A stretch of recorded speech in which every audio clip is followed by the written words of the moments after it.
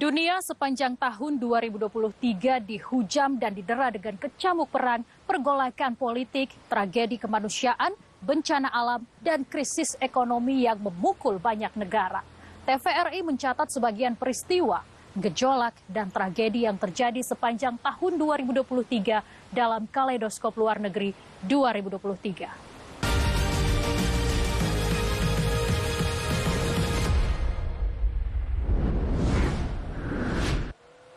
Perang hebat meletus dan berkobar antara kelompok pejuang Palestina, Hamas melawan militer Zionis Israel. Aksi genosida, pembersihan etnis, pembunuhan massal terhadap puluhan ribu warga sipil Palestina menuai kutukan dari masyarakat di berbagai penjuru dunia. Seruan yang dilontarkan Perserikatan Bangsa-Bangsa, Dewan Keamanan PBB, bak angin lalu, tidak mampu menghentikan hujan bom dan mesin-mesin perang Israel yang terus menelan nyawa di Gaza, Palestina. Di benua hitam Afrika, kudeta militer dan perebutan kekuasaan dengan kekerasan menyulut krisis kemanusiaan. Inilah sekilas catatan percaturan perang, gejolak, dan intrik politik dunia sepanjang 2023.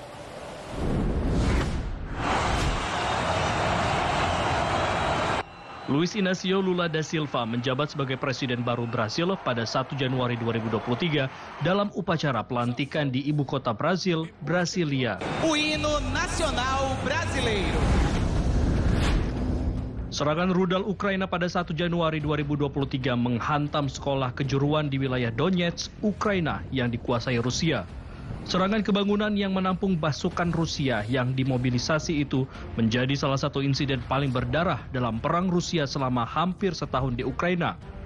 Kementerian Pertahanan Rusia menyatakan pada 2 Januari bahwa 63 tentara tewas dalam serangan itu.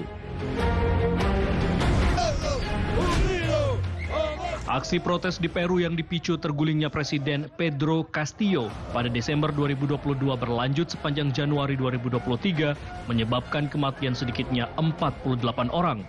Insiden itu menjadi kekerasan terburuk di Peru dalam kurun lebih dari 20 tahun.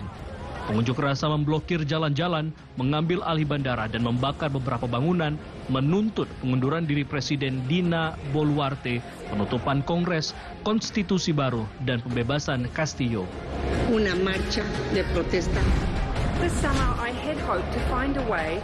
Perdana Menteri Selandia Baru Jacinda Ardern pada 19 Januari membuat pengumuman mengejutkan bahwa ia tidak punya kekuatan lagi untuk memimpin negara dan akan mengundurkan diri serta tidak mencalonkan diri kembali.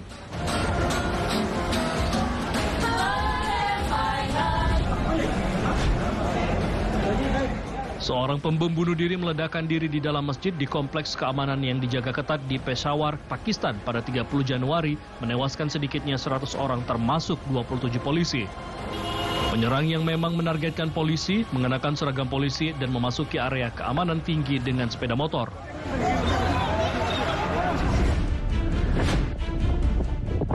Sebuah balon yang diduga milik Cina yang dibantah oleh Beijing sebagai balon mata-mata pemerintah terbang selama seminggu di atas wilayah Amerika Serikat dan Kanada sebelum ditembak jatuh di lepas pantai Atlantik atas perintah Presiden Amerika Serikat Joe Biden pada 4 Februari.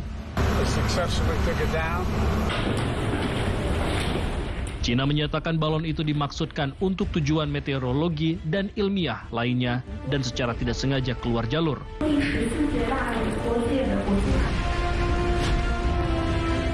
Presiden Amerika Serikat Joe Biden melakukan kunjungan mendadak ke ibu kota Ukraina Kiev pada 20 Februari. Biden disambut di luar istana Mariinsky oleh Presiden Ukraina Volodymyr Zelensky dan istrinya Olena Zelenska. Biden menegaskan dukungan Amerika Serikat bagi Ukraina dalam perang melawan Rusia.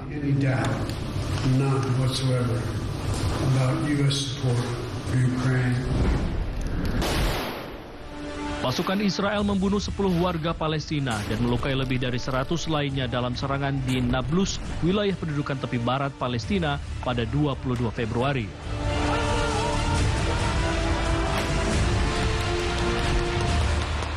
Xi Jinping pada 10 Maret resmi menjabat Presiden Cina untuk periode ketiga kalinya. Langkah yang belum pernah terjadi sebelumnya itu memperketat cengkeraman Xi Jinping untuk menjadi pemimpin negara yang paling berkuasa sejak Mao Zedong.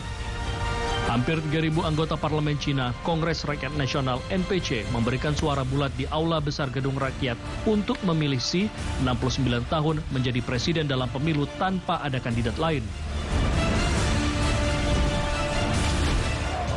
Ratusan ribu orang berunjuk rasa menentang reformasi pensiun Macron pada 23 Maret di hari yang penuh dengan protes dan pemogokan nasional. Meskipun sebagian besar demonstrasi berlangsung damai, polisi dan pengunjuk rasa bentrok di beberapa kota termasuk Nantes. Mahkamah Kejahatan Internasional (ICC) pada 17 Maret mengeluarkan surat perintah penangkapan terhadap Presiden Rusia Vladimir Putin dengan tuduhan deportasi paksa anak-anak Ukraina oleh Moskow adalah kejahatan perang. Presiden Putin mengunjungi Crimea pada 18 Maret, sehari setelah surat perintah penangkapan dikeluarkan ICC. Presiden Rusia Vladimir Putin melakukan kunjungan mendadak ke Mariupol, wilayah Ukraina yang dikuasai Rusia pada Minggu 19 Maret.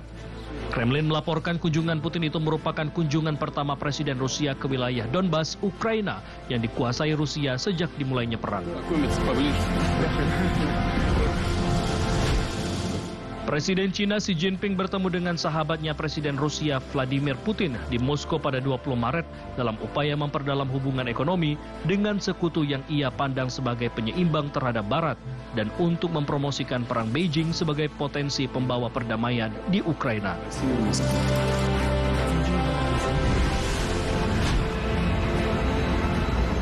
Badan Keamanan Rusia FSB menyatakan pada 30 Maret pihaknya menangkap reporter Wall Street Journal Ivan Greskovich dengan tuduhan mengumpulkan informasi tentang perusahaan pertahanan Rusia yang merupakan rahasia negara.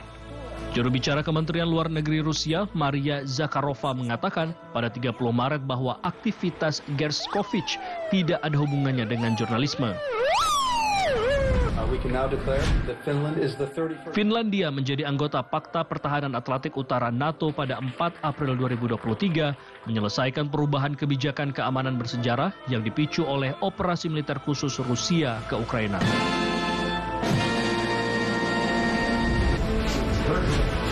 Presiden Rusia Vladimir Putin mengunjungi markas militer di wilayah Kherson dan Luhansk di Ukraina yang sebagian dikuasai oleh Rusia, kata Kremlin, pada 18 April untuk mendengarkan laporan dari Komandan Pasukan Lintas Udara dan kelompok tentara Dnipro, serta perwira senior lainnya mengenai situasi di wilayah Kherson dan Zaporizhia. Keduanya telah diproklamirkan Moskow sebagai bagian dari Rusia. Sekjen NATO Jens Stoltenberg meyakinkan Presiden Ukraina bahwa masa depan Ukraina ada di NATO. Ukraine's future is in NATO. Kepulan asap hitam membumbung di ibu kota Sudan, Khartoum, pada 15 April ketika angkatan bersenjata negara itu dan kelompok paramiliter RSF bentrok dalam perebutan kekuasaan. Baik militer maupun RSF mengklaim kekuasaan bandara dan instalasi penting lainnya di Khartoum, tempat pertempuran berkecamuk. Puluhan ribu warga Sudan mengungsi ke negara tetangga Chad saat perang saudara berlanjut.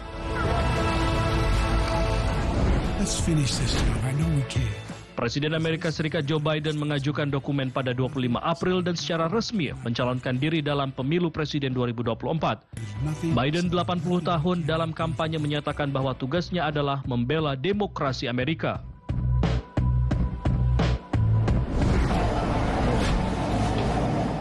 Pesawat tak berawak meledak di dekat kubah gedung Senat Kremlin yang menghadap lapangan merah di Moskow, Rusia, diduga serangan pesawat tak berawak Ukraina terhadap Presiden Rusia. Video serangan itu dirilis pada 3 Mei oleh beberapa media berita online. Rusia menuduh Ukraina melakukan serangan itu sebagai upaya gagal untuk membunuh Presiden Rusia Vladimir Putin. Saat menghadiri parade Hari Kemenangan di Moskow, Rusia, Presiden Rusia Vladimir Putin menyatakan Rusia bersatu dalam pertarungan suci melawan Barat dalam operasi militer khusus di Ukraina. Putin menyebut Barat ingin memecah belah Rusia. Putin menyamakan perang di Ukraina dengan tantangan yang dihadapi Moskow ketika Adolf Hitler menginvasi Uni Soviet pada tahun 1941. Ура! Pemimpin pasukan tentara bayaran grup Wagner Rusia, Yevgeny Prigozhin, mengatakan pada 20 Mei bahwa pejuangnya telah menguasai Bakhmut, Ukraina. Prigozhin merilis video pada 25 Mei yang menyatakan kelompok tentara bayaran Wagner miliknya telah menarik pasukannya dari Bakhmut dan menyerahkan kendali kepada pasukan reguler Rusia.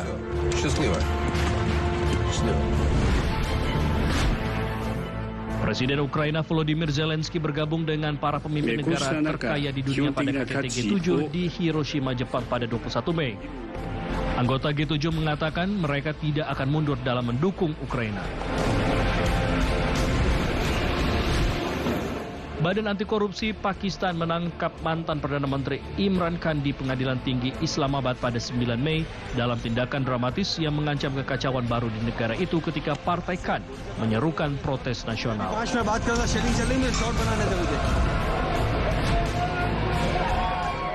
Presiden Pertahanan Turki Recep Tayyip Erdogan memenangkan pemilu presiden putaran kedua Turki. Pilpres Turki pada 14 Mei berlangsung sengit dan diawasi ketat di Eropa, Washington, Moskow, dan seluruh kawasan. Erdogan menegaskan kekuatan Turki sambil memperkuat hubungan ke Rusia dan memberikan tekanan pada aliansi tradisional Ankara dengan Amerika Serikat. Teşekkür ediyorum.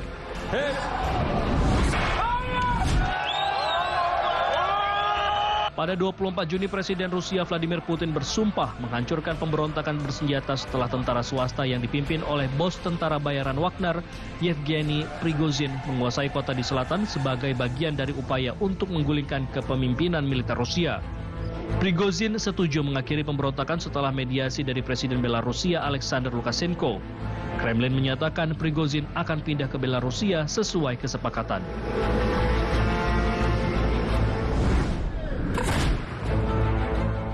Pada 19 Juli, Brigade bermotor ke-14 Ukraina menembakkan peluru artileri dari howitzer M109 buatan Amerika Serikat ke posisi militer Rusia di dekat Kupiansk, Ukraina.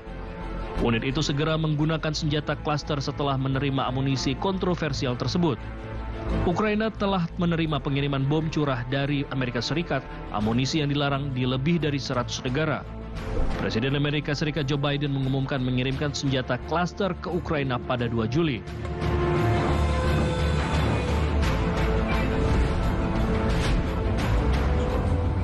Kementerian Pertahanan Rusia menyatakan pada 24 Juli, 2 drone yang diluncurkan Ukraina menyerang Moskow, Rusia, namun berhasil dicegat dan dihancurkan. Kantor berita pemerintahan Rusia TASS melaporkan pecahan drone ditemukan 2 km dari gedung Kementerian Rusia. Kemenhan Rusia menyebut serangan itu sebagai serangan teroris dan tidak ada korban jiwa. Pada 30 Juli, drone Ukraina kembali menyerang Moskow tetapi tidak ada korban jiwa.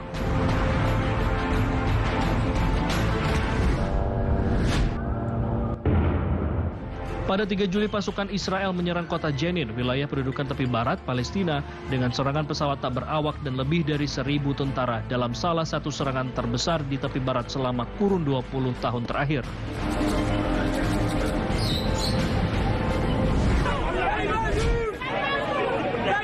Pasukan pengawal kepresidenan menahan Presiden Niger, Mohamed Bazoum, di istananya di ibu kota Niger, Niamey, pada 26 Juli. Komandan militer Niger pada 27 Juli menyatakan mendukung kudeta oleh tentara pengawal presiden. Para pemimpin kudeta di Niger mendeklarasikan Jenderal Abdourahmane Tiani sebagai kepala negara baru pada 28 Juli. Kudeta militer terhadap Presiden Niger adalah kudeta militer ke-7 di kawasan Afrika Barat dan Tengah dalam waktu kurang dari 3 tahun.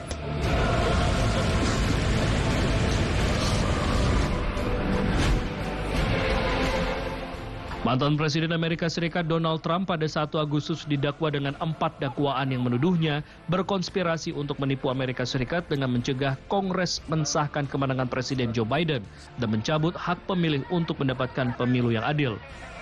Trump yang menghadapi pengadilan pada 3 Agustus mengaku tidak bersalah atas tuduhan tersebut dan dibebaskan. Thank you very much. This is a very sad day for America. जब तक पैगाम आप तक पहुंचेगा. Mantan Perdana Menteri Pakistan Imran Khan ditangkap dan dipenjara di Lahore pada 5 Agustus setelah pengadilan menjatuhkan hukuman 3 tahun penjara kepadanya karena menjual hadiah negara secara ilegal. Penangkapan Khan berpotensi menghalangi pemimpin oposisi itu ikut serta dalam pemilu mendatang.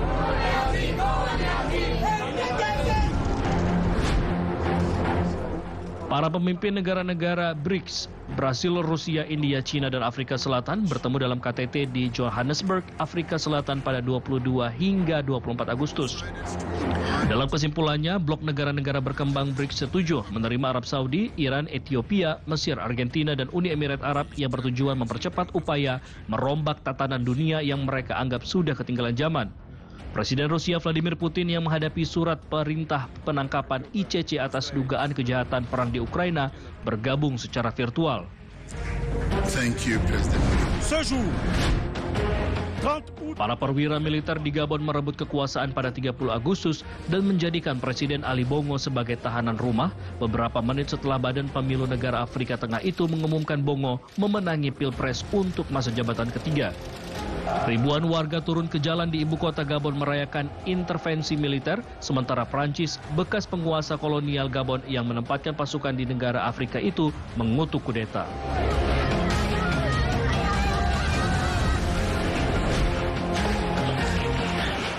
Presiden Rusia Vladimir Putin dan pemimpin Korea Utara Kim Jong-un bertemu di Cosmodrome di wilayah timur jauh Rusia pada 13 September. Putin menyatakan Rusia akan membantu Korea Utara meluncurkan satelit, sementara pemimpin Pyongyang mengatakan Moskow mendapat dukungan penuh dalam perang suci melawan Barat.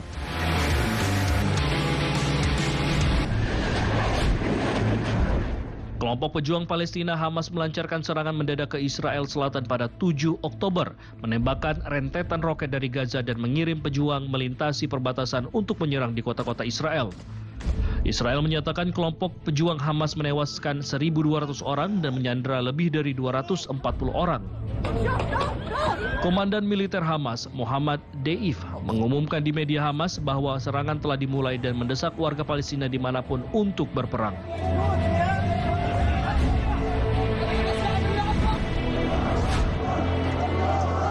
Warga Palestina di seluruh wilayah pendudukan tepi barat Palestina berunjuk rasa pada 13 Oktober mendukung perjuangan pejuang Palestina Hamas di Gaza.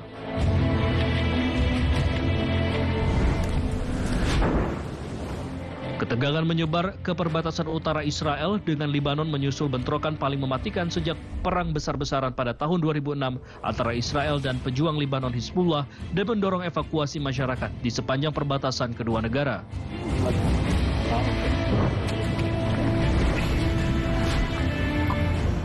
Israel pada 13 Oktober memerintahkan lebih dari 1 juta penduduk kota Gaza untuk mengungsi dan pindah ke selatan.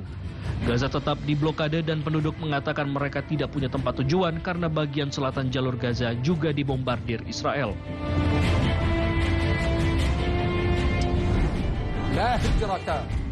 Pemimpin pejuang Palestina Hamas Ismail Haniyeh menyatakan warga Palestina tidak akan meninggalkan Gaza atau pindah ke Mesir seperti perintah Israel.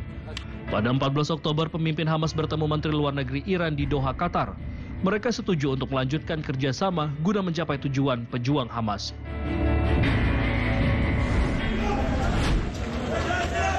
Militer Israel menyerang kamp pengungsi Jabalia di Gaza Utara pada 14 Oktober, mengakibatkan puluhan warga Palestina tewas.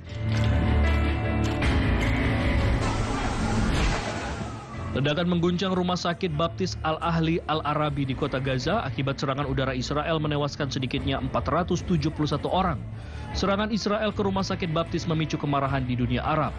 Pengunjuk rasa pro-Palestina turun ke jalan di negara-negara Arab, Mesir, dan Amerika Serikat untuk menunjukkan kemarahan mereka menyusul serangan udara Israel ke rumah sakit Al-Ahli Al-Arabi di Gaza, Palestina yang menelan ratusan nyawa warga sipil.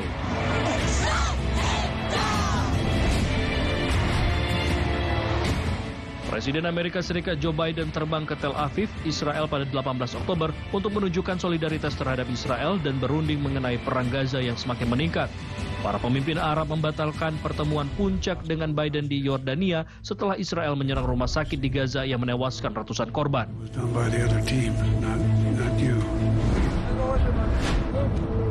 Kelompok pejuang Palestina Hamas membebaskan 2 sandera pertama pada 20 Oktober, Judith Tayra Anan, 59 tahun, dan putrinya Natalie, 17 tahun. Kedua wanita itu disandera dari kawasan pemukiman ilegal Yahudi Nahal Oz Kibbutz, Israel Selatan.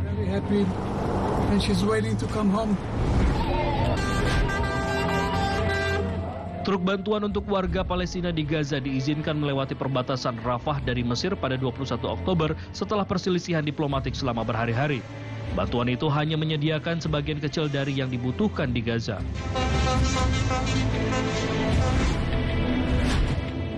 Kelompok pejuang Palestina Hamas pada 23 Oktober kembali membebaskan 2 sandera warga lanjut usia Israel, Nurit Cooper dan Yocheved Lifshitz, atas dasar kemanusiaan dan kesehatan yang buruk.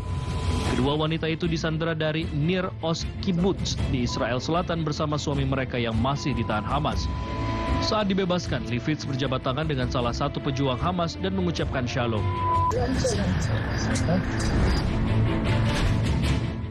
Pemerintah Israel membentuk kabinet perang pada 25 Oktober di Tel Aviv, tidak lama setelah Perdana Menteri Israel Benjamin Netanyahu mengatakan Israel sedang mempersiapkan invasi darat ke Gaza.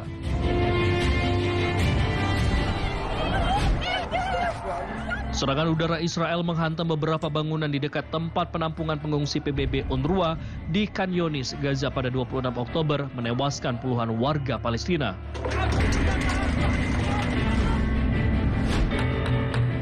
Majelis Umum Perserikatan Bangsa-Bangsa pada 27 Oktober menyerukan gencatan senjata kemanusiaan segera antara Israel dan pejuang Palestina Hamas dan menuntut akses bantuan ke jalur Gaza yang terkepung dan perlindungan warga sipil. Resolusi yang dirancang oleh negara-negara Arab tidak mengikat namun memiliki bobot politik. Keputusan itu didukung 120 negara, sementara 45 suara abstain dan 14 suara menolak termasuk Israel dan Amerika Serikat.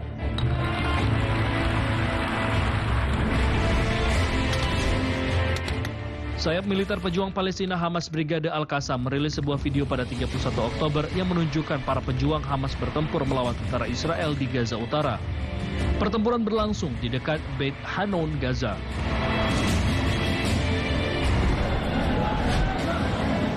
Serangan udara Israel menghantam kamp pengungsi Jabalia yang padat penduduk di Gaza, Palestina pada 31 Oktober. Pejabat Kesehatan Palestina mengungkapkan serangan Israel menewaskan sekitar 50 orang dan melukai 150 lainnya.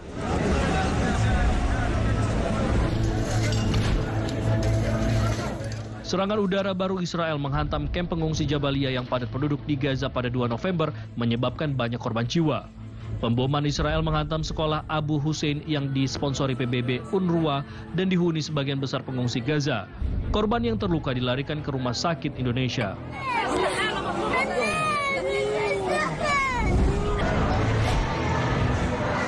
Aksi protes pro-Palestina yang menyerukan gencatan senjata di Gaza digelar di kota-kota besar di seluruh dunia pada bulan November.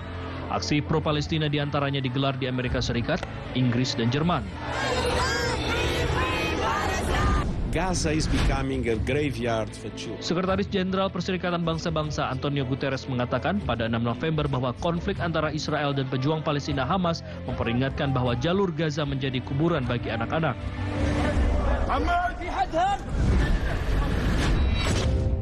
Video yang dirilis pada 8 November oleh sayap militer pejuang Palestina Hamas, Brigade Al-Qassam, menunjukkan pertempuran jarak dekat dengan pasukan Israel di jalan-jalan Gaza, Palestina.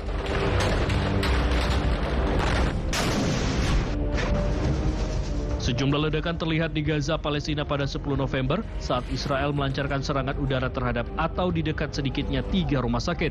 Serangan Israel semakin membahayakan sistem kesehatan yang penuh dengan korban jiwa dan ribuan orang terpaksa mengungsi.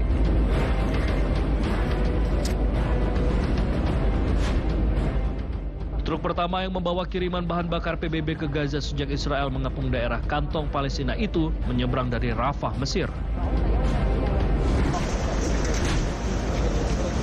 Kelompok pertama bayi yang lahir prematur yang dievakuasi dari rumah sakit di jalur Gaza, Palestina menyeberang ke Mesir untuk perawatan medis pada 20 November. Bayi-bayi yang baru lahir itu sebelumnya dirawat di rumah sakit Al-Shifa di Gaza. Beberapa bayi lainnya meninggal dunia di tengah lumpuhnya layanan medis yang sebagian disebabkan oleh pemadaman listrik ketika bahan bakar habis.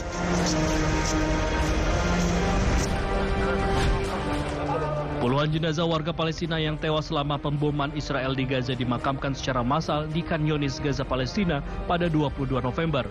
Anak-anak Palestina termasuk menjadi korban jiwa akibat serangan Israel. Kementerian Luar Negeri Qatar menyatakan pada 22 November bahwa kelompok pejuang Palestina Hamas dan Israel telah menyetujui jeda kemanusiaan dalam permusuhan di Gaza selama 4 hari dan dapat diperpanjang. Perjanjian gencatan senjata antara pejuang Palestina Hamas dan Israel mulai berlaku pada 24 November pukul 7 waktu setempat. Gencatan senjata awal selama 4 hari secara bertahap diperpanjang menjadi 7 hari. Selama 7 hari jeda pertempuran, sekitar 100 sandera dibebaskan dari Gaza termasuk warga non-Israel. Israel membebaskan sedikitnya 210 warga Palestina dari penjaranya dan mengizinkan organisasi bantuan meningkatkan pengiriman bantuan kemanusiaan dan bahan bakar ke Gaza. Para sandera dipindahkan keluar dari Gaza dan diserahkan kepada pihak berwenang Mesir di perbatasan Rafah. Presiden Amerika Serikat Joe Biden menyambut Presiden China Xi Jinping menjelang pertemuan bilateral di sela-sela KTT APEC di Woodside, pinggiran San Francisco, Amerika Serikat pada 15 November. Presiden Biden pada konferensi pers hari itu mengatakan ia tidak mengubah pandangannya bahwa Presiden China Xi Jinping sebenarnya adalah seorang diktator. Well, look, he is. I mean, he's a dictator in the sense that he is the guy who runs the country. Geert Wilders, tokoh kontroversial sayap kanan anti-Uni Eropa di Belanda, yang berjanji menghentikan semua imigran ke Belanda meraih kemenangan besar dalam pemilihan parlemen pada 22 November. Sayap militer kelompok pejuang Palestina Hamas Brigade Al-Qassam merilis video pada Kamis pagi 30 November yang menunjukkan para sandera yang ditahan di Gaza diserahkan kepada Komite Palang Merah Internasional ICRC saat batas gencatan senjata semakin dekat. 16 orang yang dibebaskan oleh Hamas pada Rabu malam 29 November disambut dengan perayaan dan sorak-sorai di jalan-jalan saat konvoi mereka melewati Israel.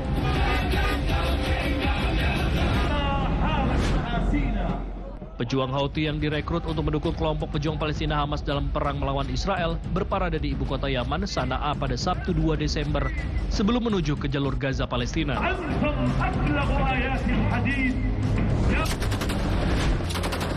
Video yang dirilis pada Selasa 5 Desember menunjukkan sayap militer pejuang Palestina Jihad Islam bertempur melawan pasukan Israel di Khan Yunis, Gaza. Pasukan Israel menyebut pertempuran di Khan Yunis sebagai hari pertempuran paling intens dalam 5 pekan operasi darat. Sekjen PBB Antonio Guterres mengeluarkan peringatan keras kepada Dewan Keamanan PBB akan adanya ancaman global akibat perang di Gaza Palestina pada Rabu 6 Desember. Sekjen PBB melakukan langkah-langkah dengan mengaktifkan pasal 99 untuk memaksa Dewan Keamanan PBB membuat gencatan senjata di Gaza. Mr. President, Excellency.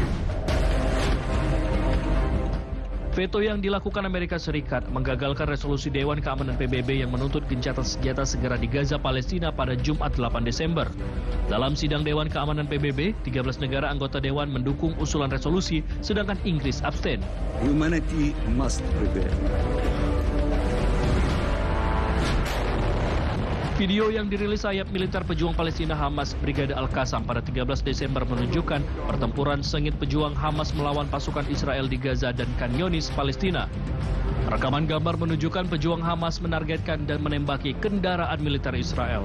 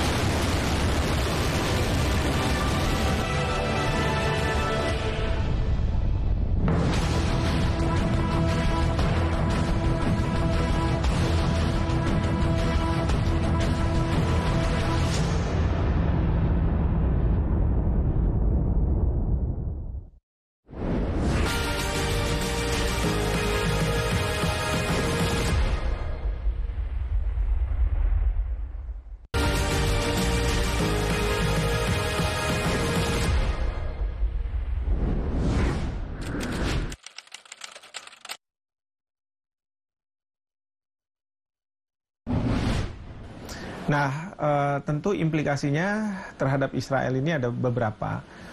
Pertama adalah Israel semakin kurang dihormati oleh banyak negara di dunia. Buktinya adalah beberapa negara sudah memutuskan hubungan diplomatiknya, terutama kalau saya tidak salah di Amerika Selatan.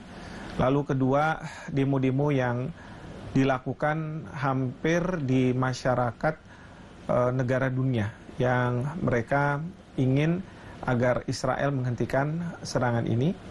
Dan kemudian yang ketiga itu adalah bagaimana sikap masyarakat internasional terhadap warga negara Israel yang ada di berbagai negara. Nah, ini yang memaksa rakyat Israel ataupun tokoh-tokoh politik di Israel menghendaki agar Netanyahu menghentikan serangan.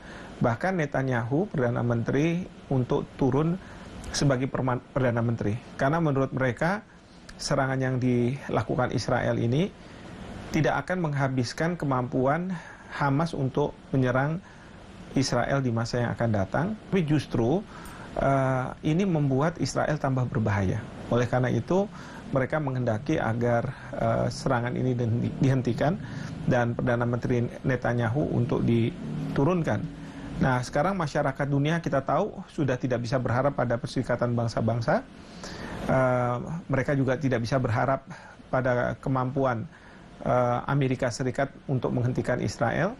Maka yang sekarang diharapkan adalah bagaimana masalah internal di Israel mampu untuk mengganti Netanyahu dengan harapan pergantian pimpinan akan ada pergantian kebijakan dalam serangan ke Gaza, seperti itu.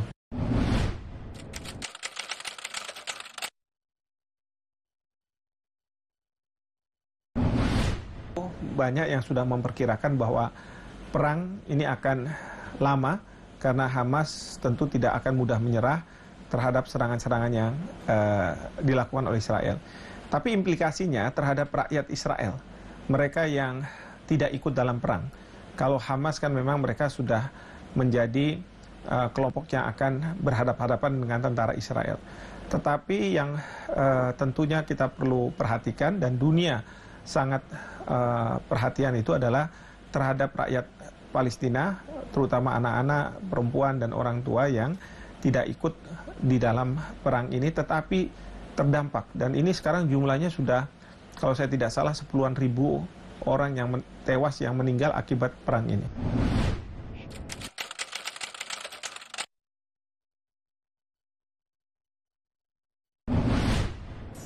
Ya, yang pasti kalau yang di tepi barat memang tidak terdampak ya. Namun demikian tentu ini menjadi concern dari Presiden Mahmud Abbas, karena walaupun Presiden Mahmud Abbas tidak setuju mungkin dengan tindakan yang dilakukan oleh Hamas, tetapi yang terdampak adalah rakyat Palestina yang tidak berdosa. Oleh karena itu kita tahu Presiden Mahmud Abbas sudah ikut dalam pertemuan di Oki, di mana Bapak Presiden juga hadir di sana. Dan Bapak Presiden selain diberi mandat oleh Oki untuk berbicara dengan Presiden Joe Biden, juga Presiden Mahmud Abbas menitipkan pesan. Dan ini sudah dilakukan oleh Bapak Presiden.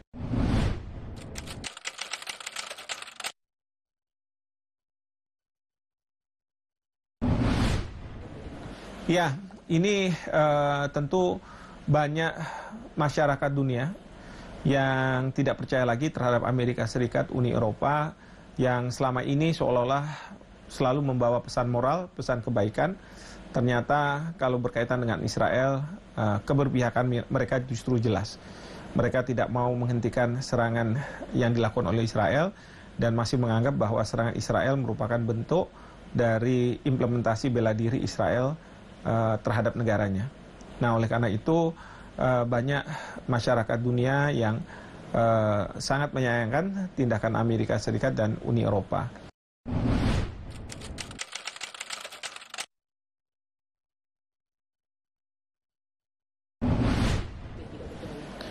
Ya, yang pasti bahwa kalau Qatar ataupun Mesir itu kan mereka punya hubungan diplomatik dengan Israel ya. Dan mereka melalui petinggi-petingginya bisa berkomunikasi. Dan mereka membawa tentu pesan ya yang bisa merepresentasi apa yang dikehendaki oleh Hamas.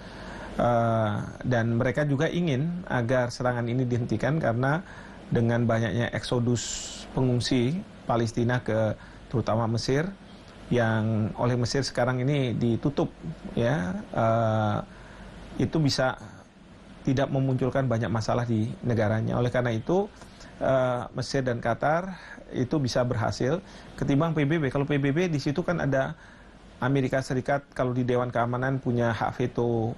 Lalu di Majelis Umum PBB, pertanyaan siapa di antara negara-negara ini yang harus muncul. Sehingga kalau melalui PBB kelihatannya akan sangat sulit.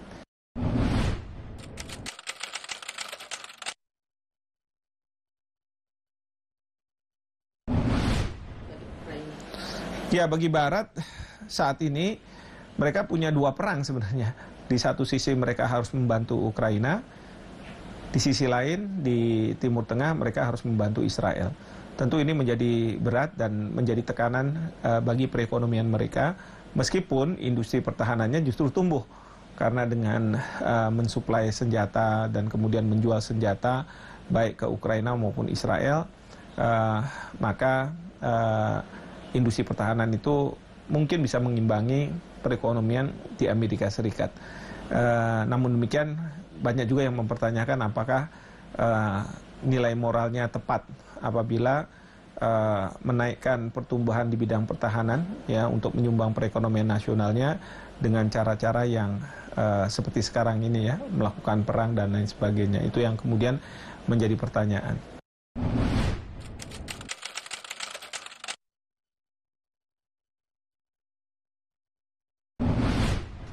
Korea dan kawasan. Ya, ini merupakan cikal bakal dari ketegangan baru di semenanjung Korea. Tentu kita tidak berharap bahwa ketegangan ini berubah menjadi konflik kekerasan, gitu ya. Ini kita harus cegah karena sekarang ini dengan adanya perang di Ukraina, di Eropa, lalu kemudian di Timur Tengah, Israel dengan Hamas, ini melambatkan pertumbuhan ekonomi. Dan ini yang kita khawatirkan akan ada krisis ekonomi, krisis pangan, krisis kemanusiaan, karena mungkin juga ada orang-orang yang harus mengungsi, yang harus dipikirkan oleh PBB, gitu ya. Dan kemudian juga ada permasalahan-permasalahan ikutannya. Oleh karena itu, mungkin bisa menjadi fokus bagaimana menyelesaikan ketegangan yang ada di semenanjung Korea.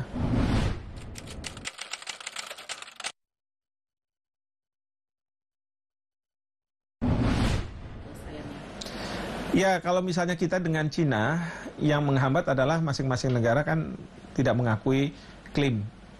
Indonesia tidak mengakui klaim Cina, 9 garis putus, sementara sekarang tambah 10 garis putus, sementara Cina tidak mengakui klaim zona ekonomi eksklusif kita di Natuna Utara.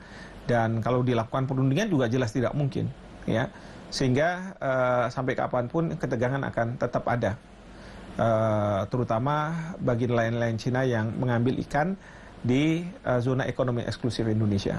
Sementara berkaitan dengan konflik teritorial antar Cina dengan negara-negara tetangganya, Vietnam, Malaysia, Filipina, begitu, itu menurut saya masih akan terus terjadi, ya, terutama yang agak mengkhawatirkan Cina dengan Vietnam. Dan Vietnam sepertinya mendapat semacam dukungan dari Amerika Serikat apabila Cina melakukan serangan terhadap mereka, begitu ya. Jadi ini yang masih menjadi permasalahan. Terlebih lagi ada isu tentang kebebasan melakukan pelayaran internasional, di mana Jepang, Korea Selatan, Amerika Serikat, Australia terganggu dengan tindakan sepihak dari Cina yang meminta agar kapal-kapal yang melewati harus mendaftarkan ke Cina, sehingga seolah-olah tidak ada kebebasan pelayaran internasional.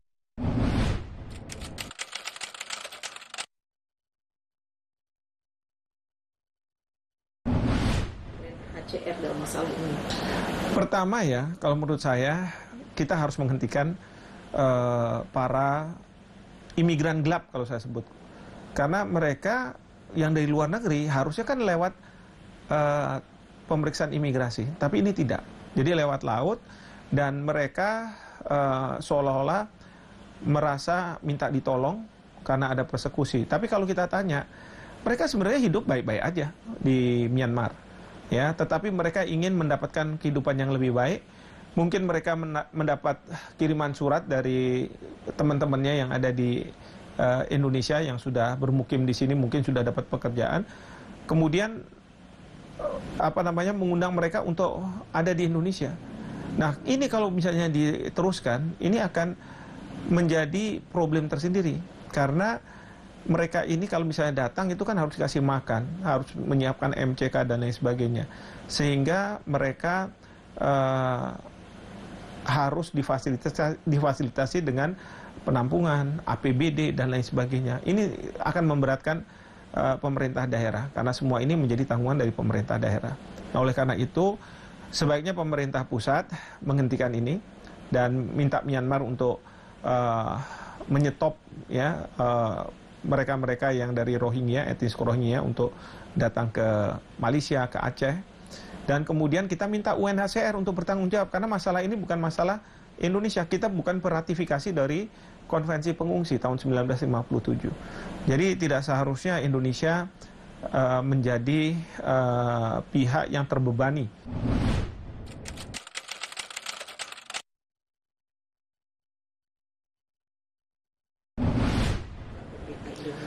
Yang perlu diwaspadai adalah pasokan berbagai kebutuhan dasar dari luar negeri harus terjaga.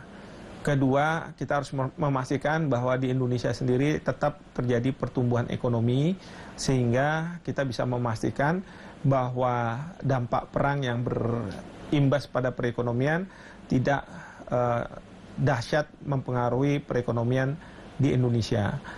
Ketiga, tentu kita ingin menjadi peace broker di mana kita dibutuhkan. Ya, seperti kemarin Bapak Presiden sebagai Presiden G20 sudah pergi ke Ukraina, ke Rusia, bahkan juga ke G7. Lalu kemudian dalam perang Israel dengan Hamas ini, beliau sudah bertemu dengan Bapak Presiden Amerika Serikat dan kemudian juga bertemu dengan para petinggi, ya, kepala pemerintahan, kepala negara dari negara-negara OKI gitu ya. Jadi ini merupakan upaya bagaimana agar letupan-letupan kekerasan itu bisa dihentikan, karena posisi Indonesia dengan politik luar negeri yang bebas aktif, kita tidak akan berpihak pada salah satu pihak. Kita berpihak pada perdamaian, kita berpihak pada pengakhiran perang, dan kita berpihak pada rakyat yang tidak terlibat dalam perang untuk diselamatkan, ya, untuk diberi pengobatan apabila mereka cedera dan lain sebagainya. Intinya adalah kita lebih mementingkan kemanusiaan daripada mendukung salah satu pihak, seperti itu.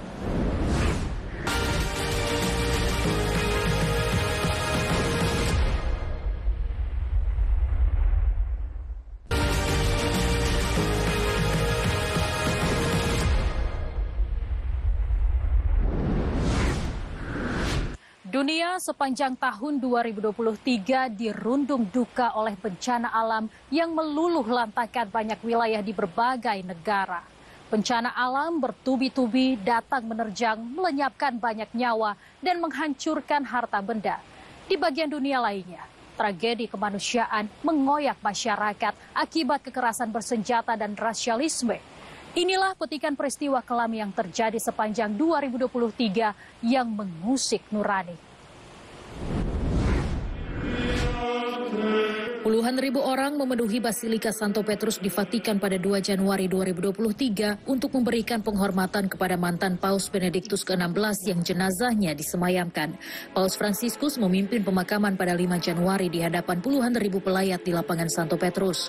Benediktus meninggal dunia pada 31 Desember di usia 95 tahun di biara terpencil Vatikan, tempat ia tinggal sejak pengunduran dirinya yang mengejutkan pada tahun 2013. Sedikitnya 16 orang tewas termasuk Menteri Dalam Negeri Ukraina Denis Monastyrsky, pejabat senior lainnya dan 3 anak-anak ketika helikopter yang mereka tumpangi jatuh di dekat taman kanak-kanak di luar ibu kota Ukraina, Kiev pada 18 Januari.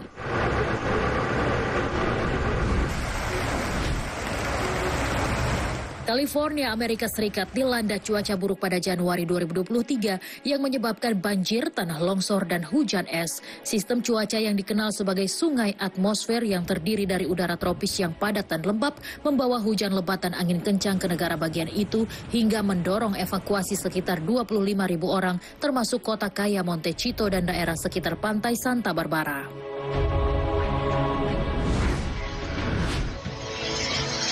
Sedikitnya 71 orang tewas pada 15 Januari pesawat penerbangan domestik Yeti Airlines jatuh di Pokhara di Nepal. Kecelakaan udara itu menjadi yang terburuk dalam 3 dekade terakhir di negara kecil di Himalaya.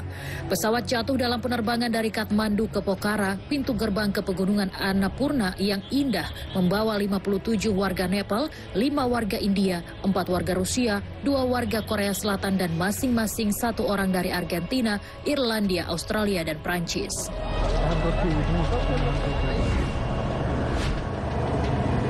Dua penembakan beruntun oleh pelaku asal Asia selama Tahun Baru Imlek mengejutkan warga California, Amerika Serikat.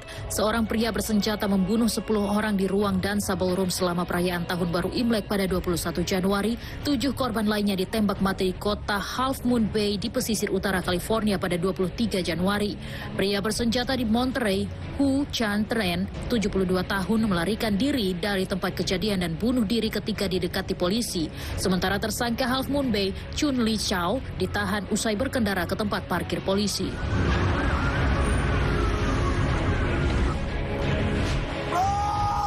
Video tentang 5 polisi Memphis, Tennessee, Amerika Serikat memukuli pengendara motor Tyre Nichols hingga korban meninggal dunia di rumah sakit dirilis pada 27 Januari. Polisi yang terlibat kekerasan pada 7 Januari itu kemudian didakwa melakukan pembunuhan tingkat 2 dan pelanggaran lainnya. Peluncuran video itu memicu protes di seluruh Amerika Serikat dan mendorong desakan reformasi kepolisian.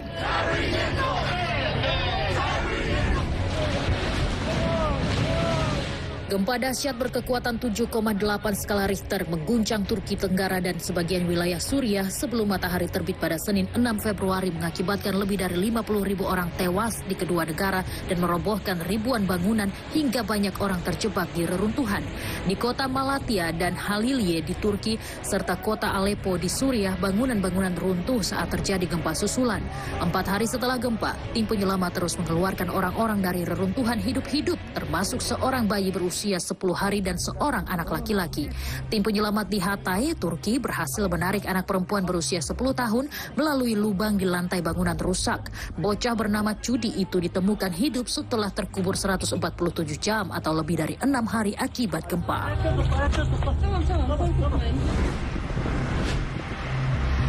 57 orang tewas ketika kereta penumpang yang membawa sebagian besar mahasiswa bertabrakan dengan kereta kargo di dekat kota Larissa di Yunani Tengah pada akhir 28 Februari. Insiden ini merupakan bencana kereta api paling mematikan dalam sejarah Yunani. Menteri Transportasi Kostas Karamanlis pada 1 Maret mengundurkan diri karena ia merasa bertanggung jawab atas buruknya transportasi di negara itu.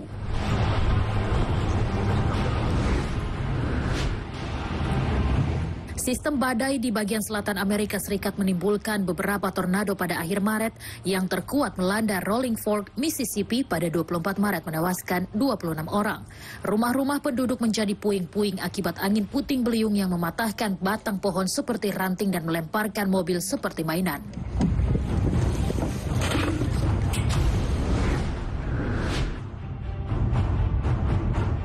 Seorang penembak bersenjata berat menewaskan 3 anak berusia 9 tahun dan 3 staf dewasa pada 27 Maret di sekolah Kristen swasta di ibu kota negara bagian Tennessee, Amerika Serikat. Polisi membunuh pelaku. Polisi mengidentifikasi tersangka sebagai Audrey Elizabeth Hale, seorang pria transgender berusia 28 tahun dan mantan siswa di sekolah tersebut.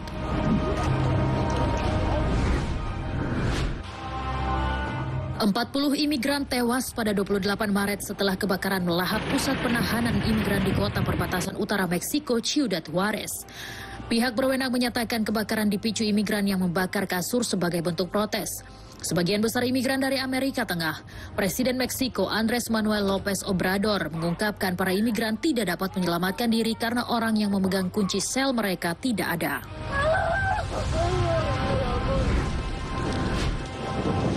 Daratan Spanyol memecahkan rekor suhu pada bulan April akibat gelombang panas di awal musim yang memperburuk kekeringan panjang di beberapa wilayah. Petugas pemadam kebakaran Katalan memadamkan api yang dimulai di barat daya Prancis dan menyeberang ke perbatasan Spanyol pada 16 April. Kekeringan dan polusi menyebabkan ribuan orang menderita krisis air minum di Spanyol Selatan.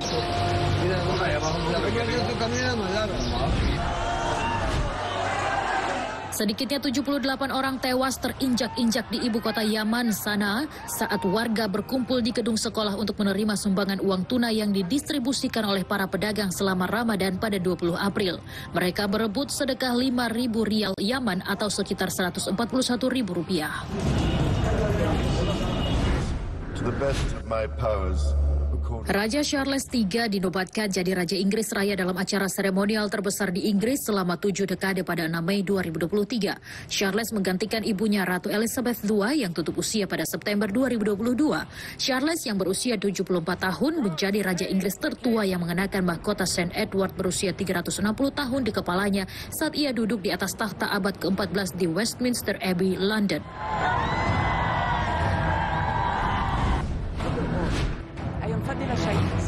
Organisasi Kesehatan Dunia WHO menyatakan pada 5 Mei bahwa COVID-19 tidak lagi menjadi darurat kesehatan global, langkah besar menuju berakhirnya pandemi yang telah menewaskan lebih dari 6,9 juta orang, mengganggu perekonomian global dan memporak-porandakan masyarakat. Komite Darurat WHO pertama kali menyatakan bahwa COVID merupakan tingkat kewaspadaan tertinggi pada 30 Januari 2020. That I declare COVID-19 over as a global health emergency. Banjir dan tanah longsor yang dipicu hujan lebat menewaskan sedikitnya 129 orang di Rwanda pada 3 Mei. Banjir menghancurkan rumah-rumah warga. Banjir juga menewaskan sejumlah warga di Uganda. Kedua negara telah diguyur hujan lebat dan berkelanjutan sejak bulan Maret.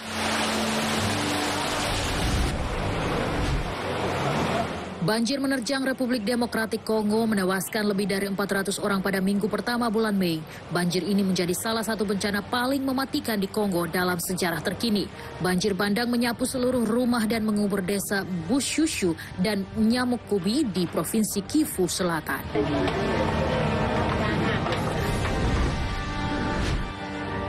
Sedikitnya 288 orang tewas akibat kereta penumpang keluar jalur dan menabrak kereta barang yang diparkir di dekatnya di distrik Balasore, negara bagian Odisha, India pada 2 Juni. Kecelakaan kereta api terburuk di India dalam 2 dekade terakhir ini juga mengakibatkan 803 orang luka-luka.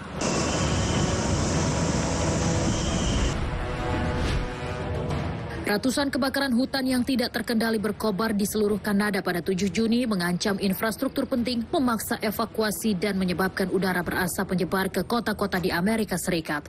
Menteri Federal untuk Kesiapsiagaan Darurat Bill Blair menyatakan kebakaran melahap sekitar 9,4 juta hektar lahan, 15 kali lipat rata-rata dalam 10 tahun terakhir.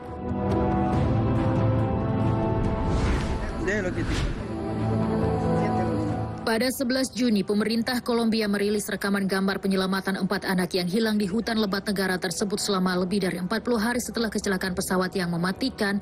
Mereka ditemukan di perbatasan antara Provinsi Caqueta dan Guaviare di Kolombia pada sore hari 9 Juni.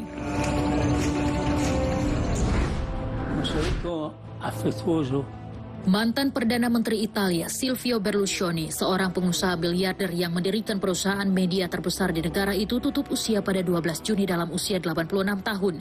Italia mengucapkan selamat tinggal kepada Perdana Menteri 4 kali itu pada 14 Juni di pemakaman yang sesuai dengan kehidupan penuh warna taipan bisnis tersebut. Masa yang mengibarkan bendera klub sepak bola AC Milan milik Berlusconi meneriakan Silvio, Silvio saat peti matinya dibawa ke dalam katedral gotik Milan.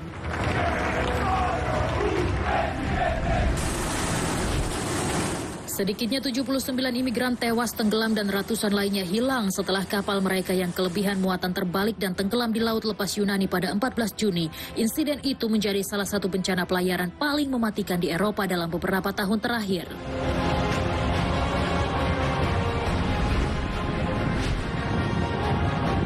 Kapal selam yang membawa wisatawan kaya untuk mengunjungi lokasi bangkai kapal Titanic di perairan dalam lepas pantai Kanada hilang pada 18 Juni. Seorang pilot dan 4 penumpang berada di kapal selam itu. Mereka yang berada di kapal selam ekspedisi wisata berbiaya $250.000 Amerika atau sekitar 4 miliar rupiah per orang, termasuk miliarder Inggris Hamish Harding dan pengusaha Pakistan Shahzada Dawood bersama putranya Sulaiman.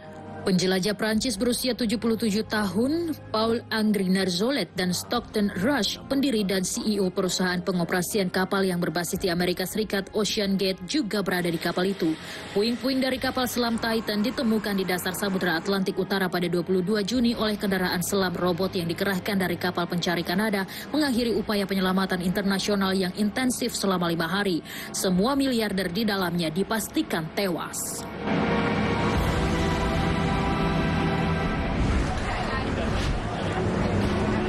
Eropa Selatan dilanda gelombang panas dahsyat pada 13 dan 14 Juli, seiring peringatan dari Badan Antariksa Eropa (ESA) yang satelitnya memantau suhu daratan dan lautan bahwa Italia, Spanyol, Perancis, Jerman, dan Polandia menghadapi kondisi ekstrim.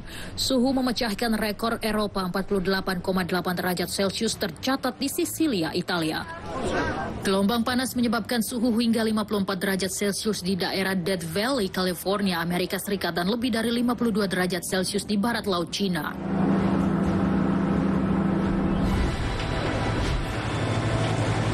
Sedikitnya 22 orang tewas, 14 hilang dan ribuan dievakuasi di Korea Selatan pada Sabtu 15 Juli karena hujan lebat pada hari ketiga menyebabkan tanah longsor dan bendungan meluap.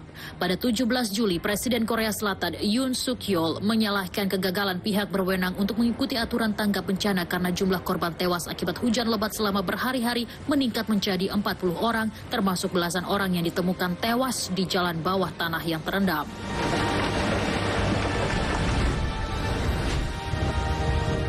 Kebakaran hutan berkobar di Pulau Rhodes, Yunani, memaksa ratusan orang meninggalkan desa dan pantai yang terdampak melalui darat dan laut pada 22 Juli.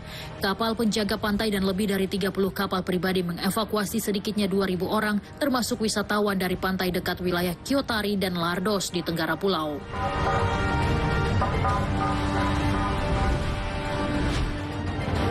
Bulan Agustus menjadi bulan terpanas yang tercatat secara global dan merupakan bulan ketiga berturut-turut yang mencatat rekor itu setelah bulan terpanas pada Juni dan Juli berdasarkan data layanan perubahan iklim Uni Eropa.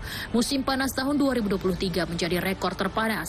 Sebagian besar Eropa Tengah dan Skandinavia mengalami hujan deras yang menyebabkan banjir, sementara Yunani, Spanyol, dan Portugal mengalami kekeringan yang menyebabkan kebakaran hutan. Di Amerika Utara, Alaska mengalami banjir glasial, sementara Hawaii mengalami kebakaran hutan dahsyat yang menyebabkan sedikitnya 115 orang tewas. Korea Selatan pada 8 Agustus mengevakuasi ribuan remaja pramuka dari perkemahan menjelang datangnya topan. Sebagian pramuka telah lebih dulu meninggalkan jambore kepanduan dunia pada pekan sebelumnya setelah ratusan orang jatuh sakit karena gelombang panas.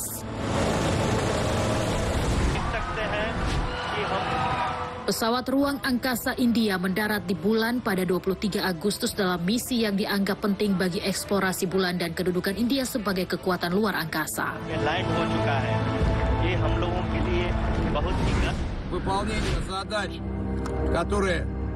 Kepala Tentara Bayaran Wagner Rusia, Yevgeny Prigozhin, terdaftar sebagai penumpang jet pribadi yang jatuh pada 23 Agustus, menewaskan semua penumpang di dalamnya.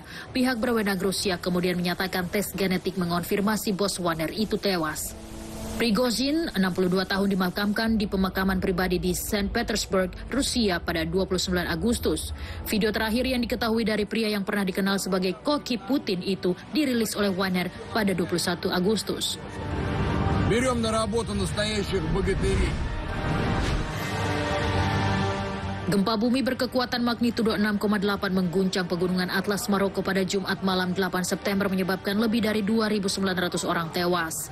Gempa bumi paling mematikan di Maroko sejak tahun 1960 itu menghancurkan banyak dusun yang memiliki rumah tradisional dari batu bata lumpur, batu dan kayu kasar, khususnya di pegunungan Atlas.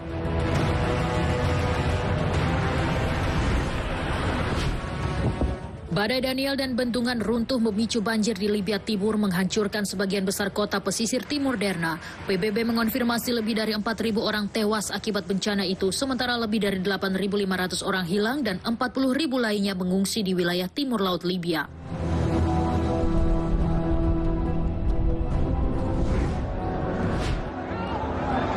Aula pernikahan yang penuh sesak di Hamdania, Irak, terbakar pada 26 September, menewaskan sedikitnya 100 orang dan 150 orang luka-luka. Para korban selamat menuturkan kebakaran terjadi setelah suar menyulut dekorasi langit-langit saat kedua mempelai menari.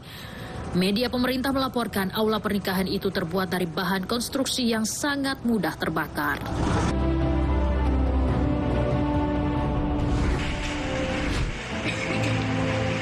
Otis, badai terkuat yang pernah melanda pantai Pasifik Meksiko, menghantam Acapulco pada dini hari 25 Oktober, menewaskan sedikitnya 50 orang dan menyebabkan kerugian miliaran dolar. Penjarahan terjadi ketika populasi kota yang berjumlah hampir 900.000 jiwa itu semakin putus asa terhadap makanan dan air.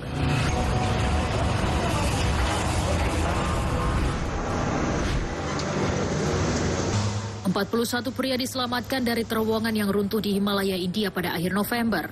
Para pekerja konstruksi dari beberapa negara bagian termiskin India itu terjebak di terowongan yang sedang dibangun di negara bagian Uttarakhand selama 17 hari sebelum mereka ditarik keluar.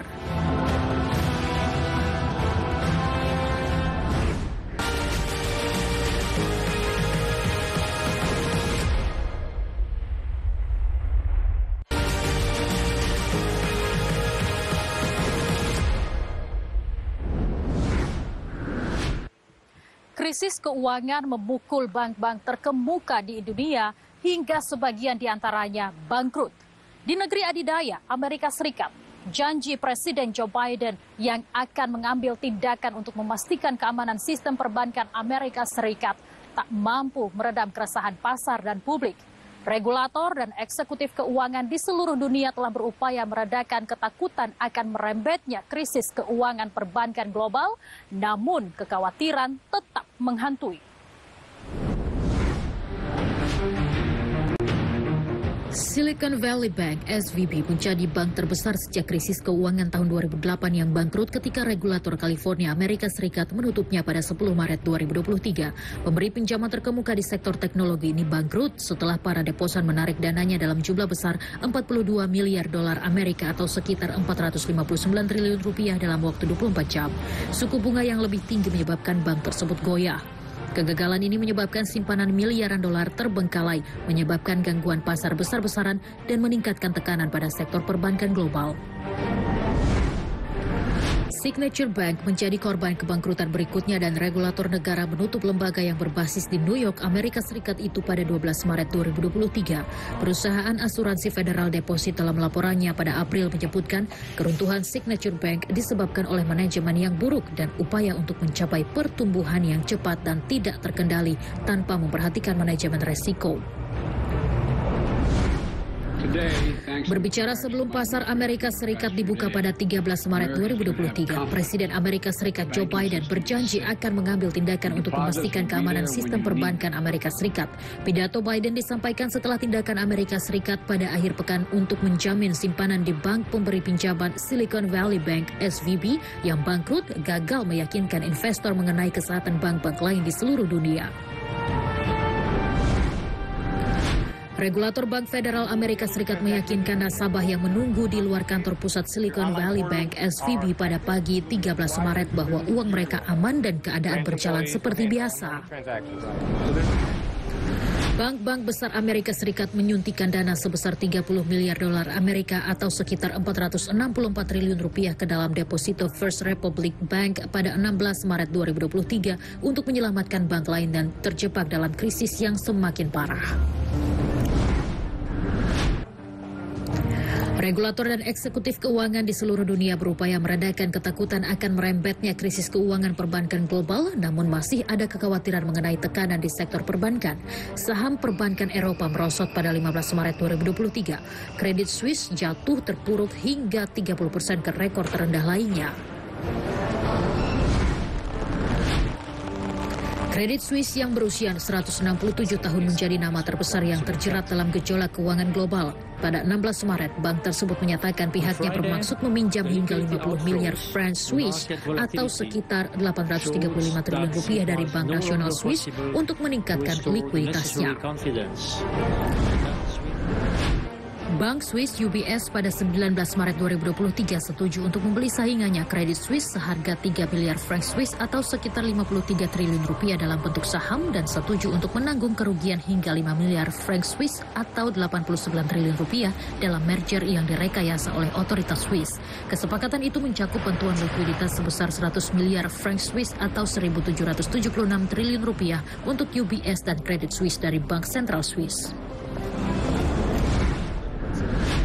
Polandia dan Hungaria mengumumkan larangan impor gandum dan pangan lainnya dari Ukraina untuk melindungi sektor pertanian lokal mereka sehingga memicu peringatan dari eksekutif Uni Eropa pada 17 April 2023. Menteri Pertanian Hungaria menyatakan negaranya dapat memperpanjang larangan impor biji-bijian Ukraina jika Uni Eropa tidak mengambil langkah untuk melindungi petani Hungaria. Truk pertama yang membawa produk makanan Ukraina termasuk jagung dan telur mulai transit melalui Polandia ke Belanda pada 21 April 2023 ketika peraturan yang mengizinkan pengiriman mulai berlaku. Peraturan itu mengakhiri larangan yang diberlakukan tanpa pemberitahuan pada 15 April yang menyebabkan banyak perusahaan dan barang terdampar di perbatasan Ukraina. Pada 16 Juli 2023, kapal terakhir yang melakukan perjalanan berdasarkan kesepakatan yang ditengahi PBB yang memungkinkan ekspor biji-bijian Ukraina ke Laut Hitam dengan aman, meninggalkan pelabuhan Odessa, Ukraina lebih awal sebelum batas waktu perpanjangan perjanjian. Rusia belum setuju untuk mendaftarkan kapal baru sejak 27 Juni dan inisiatif tersebut berakhir pada 17 Juli dan Moskwa menolak untuk memperpanjang. Penduduk Nottingham, Inggris mengaku tidak terkejut saat Dewan Kota Pusat Perdagangan terbesar kedua di Inggris itu menyatakan kebangkrutan di tengah tingginya inflasi. Dewan Kota Nottingham menyatakan pada Rabu 29 November bahwa mereka secara efektif bangkrut. Mereka akan menghentikan semua pengeluaran selain layanan yang harus disediakan oleh undang-undang. Laporan menyebutkan pengeluaran berlebihan yang dilakukan Dewan Partai Buruh pada tahun anggaran 2023-2024 mencapai 23 juta pound atau 448 miliar rupiah, terutama disebabkan oleh meningkatnya permintaan untuk layanan sosial bagi anak-anak dan orang dewasa, serta meningkatnya jumlah tunawisma yang menyumbang sekitar 90% dari total pengeluaran Dewan. Selain itu, tingginya inflasi yang terus berlanjut telah memberikan tekanan tambahan pada status keuangan Dewan Kota Nottingham. Pemerintah baru Argentina pendukung neo-Nazi kembali membuat kebijakan gila dengan mendevaluasi mata uang peso hingga 50% pada Rabu 13 Desember 2023. Sebelumnya, Presiden baru Argentina Javier Milei menyatakan akan mengganti mata uang Argentina peso menjadi dolar Amerika Serikat. Hal ini dilakukan dengan alasan untuk meredakan inflasi Argentina yang menyentuh level 140%. Langkah dolarisasi Argentina juga merupakan janji kampanye Milei. Masyarakat Argentina khawatir kebijakan ekonomi baru Presiden Milei akan menjerumuskan rakyat Argentina ke masa-masa sulit ketika pemerintah berupaya mengendalikan inflasi tinggi dan mengurangi utang.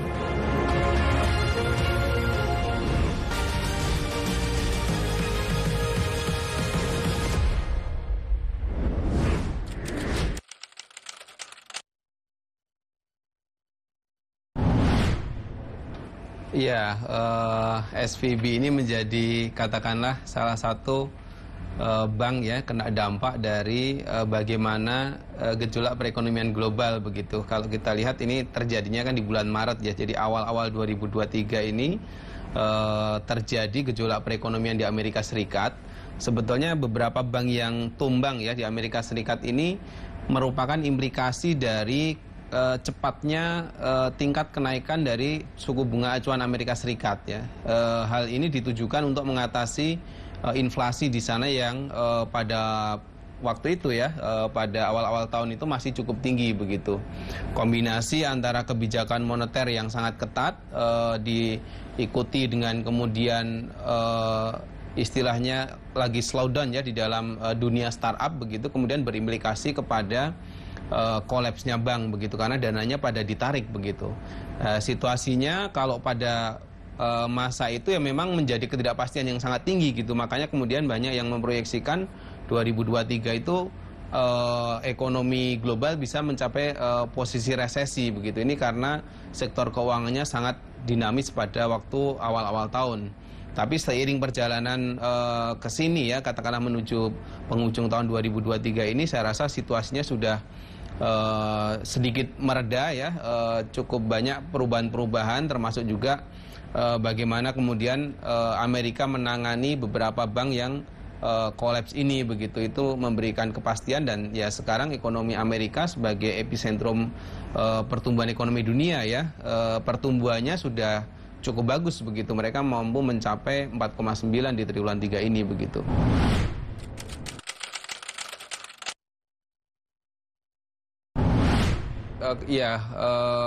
Kekhawatiran di sektor keuangan ini di 2023 memang tidak terelakkan. Kenapa? Karena tanda-tanda perlambatan ekonomi itu masih nyata begitu. Awalnya ekonomi global itu diproyeksikan tahun ini mampu tumbuh setidaknya 3% lah. 3% ini pun sudah lebih rendah ya dibandingkan tahun lalu begitu. Dan ternyata semakin ke sini menuju akhir tahun itu justru proyeksinya semakin memburuk ya, bahkan mungkin cuma 2,9 begitu di tahun ini ya. Dan itu kemudian membuat confidence dari sektor keuangan termasuk sektor perbankan itu menjadi menurun ya, termasuk juga di Indonesia. Kalau kita lihat perkembangan ekonomi kita sebenarnya tahun ini itu targetnya adalah 5,3%.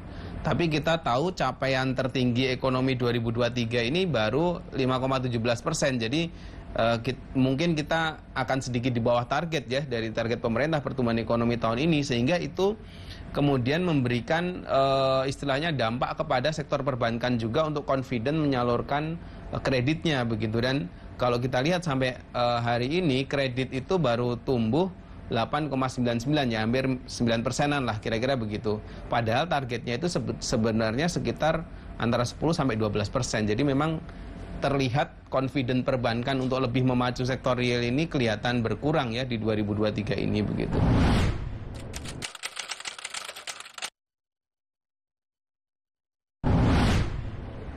Ya, kalau melihat perang Rusia-Ukraina yang sampai hari ini belum ada tanda-tanda selesainya begitu ya. Ini di awal-awal memang 2022 kemarin sempat menghentakkan perekonomian global begitu, bahkan di sektor keuangan itu terjadi ketidakpastian yang sangat tinggi. Cuma seiring perjalanan waktu bukan berarti dampaknya sudah hilang, tidak, tapi semua negara-negara ya kemudian dan juga para pelaku bisnis itu kemudian sudah istilahnya bisa memetakan kira-kira atau katakanlah price in ya, melihat ada dampak, tapi kemudian juga mereka mulai mencari alternatif begitu. Seperti misalkan Rusia dan Ukraina ini sama-sama penghasil gandum misalkan begitu ya. Nah ini juga kemudian mulai diatasi oleh negara-negara katakanlah bisnis ya yang menggunakan gandum, yang mulai mencari negara-negara alternatif yang mensuplai gandum tersebut begitu. Di sisi lain Rusia juga penghasil energi, kita tahu minyak Rusia juga salah satu yang terbesar ya di dunia ini. Jadi kelihatan sebetulnya secara umum dampaknya masih terasa, tapi para pelaku ekonomi itu sudah istilahnya menyesuaikan diri ya dengan situasi ketidakpastian dari adanya perang Rusia-Ukraina ini. Dan kita bisa melihat dari berbagai indikator ya, indikator makro terutama, bahwa tingkat tensi geopolitik Rusia-Ukraina ini di 2023 sudah tidak setinggi tahun lalu begitu. Jadi harapannya sih segera kemudian ini berakhir ya, sehingga kemudian bisa memberi kepastian pada ekonomi global ke depan begitu.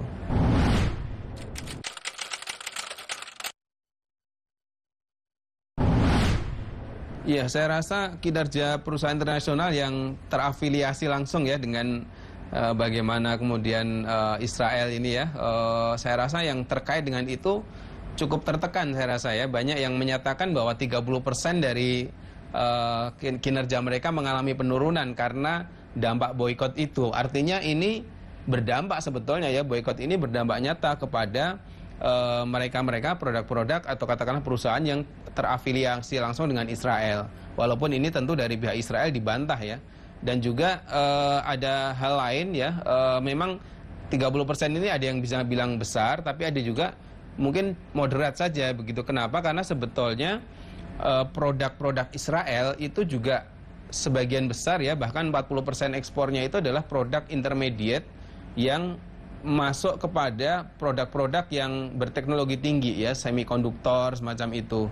Dan itu kan susah untuk di-ban ya. Artinya ya yang terjadi adalah kemudian yang kelihatan di depan mata ya, produk makanan semacam itu lebih mendapatkan respon gitu ya dari katakanlah masyarakat global dibandingkan produk yang susah diketahui sebetulnya produknya ada, tapi karena masuk dalam chip handphone atau sejenisnya itu susah untuk katakanlah dilakukan ban begitu. Tapi secara umum saya rasa boykot ini cukup punya dampak ini ya, efektif gitu untuk memberikan tekanan kepada Israel begitu, sehingga ya saya rasa harapannya sih perang ini segera berakhir juga begitu, sehingga tidak perlu ada ban-banan sebetulnya, karena boykot ini sebetulnya tetap saja merugikan semua perekonomian ya, sebetulnya begitu.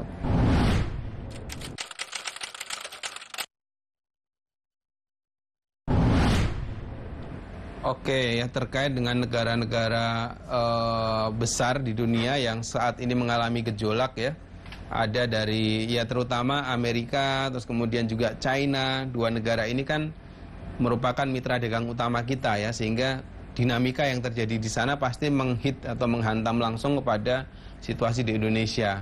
Di Amerika sendiri sebetulnya situasinya dari secara ekonomi sudah jauh lebih baik dibandingkan dengan posisi awal tahun atau tahun lalu ya. Inflasi mereka sudah bisa dikendalikan di bawah 5%, sekarang posisi sekitar 3,2%.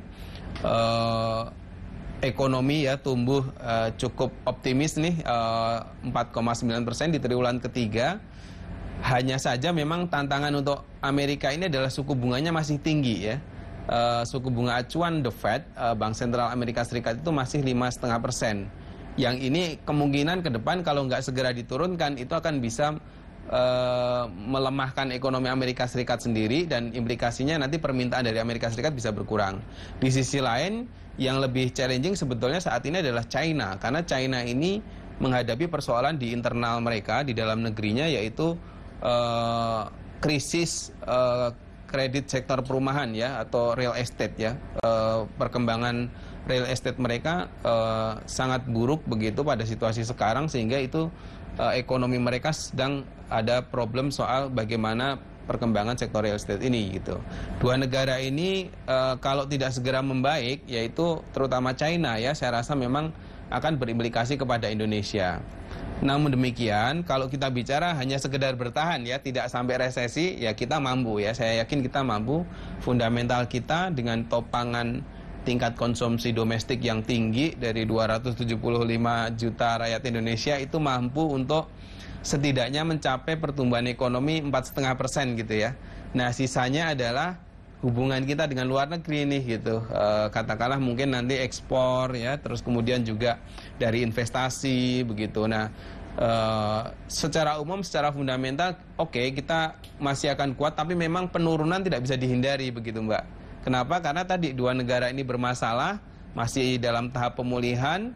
Kita ya menjadikan dua negara ini adalah mitra dagang utama, ada sesuatu di mereka ya dampaknya ke kita, tapi tidak sangat besar ya. Dan kalau Indef sendiri juga memproyeksikan tahun ini mungkin ya pertumbuhan ekonomi akan sedikit melambat dari ekspektasi, mungkin hanya di 4,9%. Ini juga karena ekonomi China yang pemulihannya jauh di bawah ekspektasi dari masyarakat global begitu. Manusia yang optimis dan pandai bersyukur akan melihat secercah harapan dalam labirin situasi paling kelam sekalipun. Tuhan yang Maha Pencipta telah berfirman, karena sesungguhnya sesudah kesulitan itu ada kemudahan. Sesungguhnya sesudah kesulitan itu ada kemudahan. Setelah sepanjang tahun 2023 kita didera kesulitan, kegetiran, dan menyaksikan begitu banyak tragedi di berbagai belahan dunia, kita jelang tahun 2024 dengan setangkup harapan dan semangat menjemput era yang lebih membahagiakan di tahun depan. Sampai jumpa.